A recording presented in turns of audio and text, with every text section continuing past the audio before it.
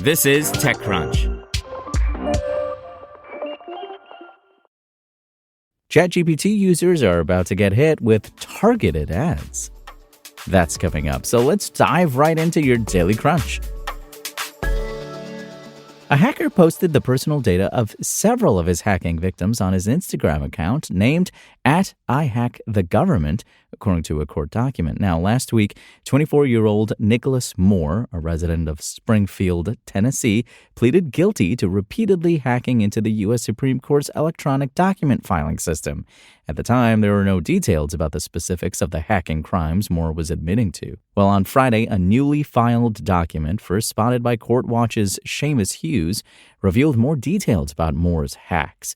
Per the filing, Moore not only hacked into the Supreme Court systems, but also the network of AmeriCorps, a government agency that runs stipend volunteer programs, and the systems of the Department of Veterans Affairs, which provides healthcare and welfare to military veterans. Moore accessed those systems using stolen credentials of users who were authorized to access them.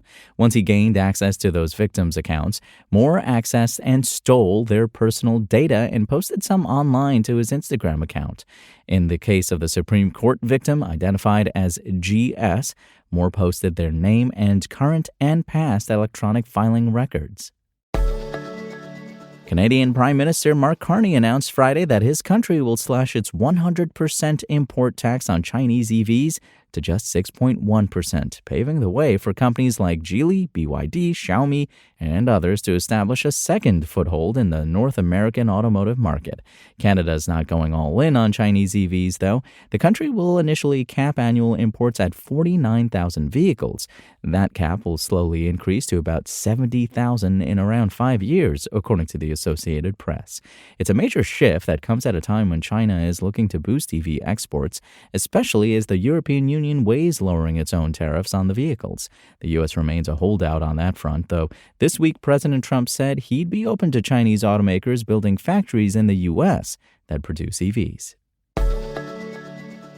So an ongoing conversation, both within and outside of the tech community, has been about just how and when OpenAI, which is currently valued at $500 billion, will make some money. Well, there's one surefire way to do that, and that is through advertising in the near term.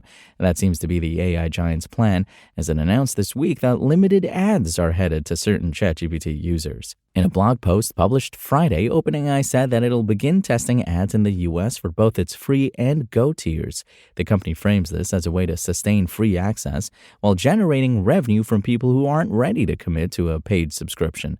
For the time being, the company's more expensive paid tiers, Pro, Plus, Business, and Enterprise, will not be getting any ads. The ads will appear at the bottom of a user's conversation and will be targeted to the topic of discussion.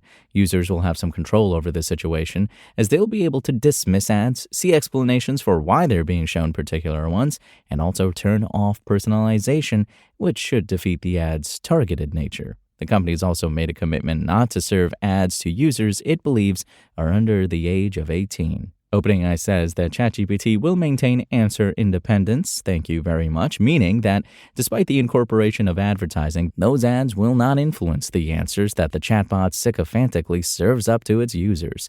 The company's also promised not to sell users' data to advertisers. Now, this strategy could pay off in two ways. For users of the free and Go tiers, the company obviously stands to make a significant amount of ad revenue.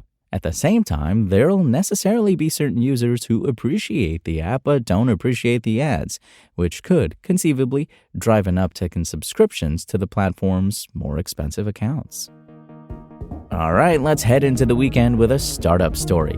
Newsrooms have been experimenting with AI for several years now, but for the most part, those efforts have been, well, just that, experiments. A relatively unknown startup, Symbolic.ai, wants to change that, and it just signed a major deal with News Corp, the media conglomerate owned by Rupert Murdoch. News Corp, the major assets of which include MarketWatch, the New York Post, and the Wall Street Journal, is set to begin using Symbolic's AI platform with its financial news hub, Dow Jones Newswires. Now, Symbolic.ai, which was founded by former eBay CEO Devin Wenig and Ars Technica co-founder John Stokes, said its AI platform can assist in the production of quality journalism and content, and that its tool has even led to productivity gains of as much as 90% for complex research tasks. The platform is designed to make editorial workflows more efficient, providing improvements in areas like newsletter creation, audio transcription, fact-checking, headline optimization, SEO advice, and others. And that's your Daily Crunch. Today's stories were reported by Lucas Ropek, Sean O'Kane, and more awesome TechCrunch journalists. We'll see you here next week, and until then, find us at TechCrunch.com.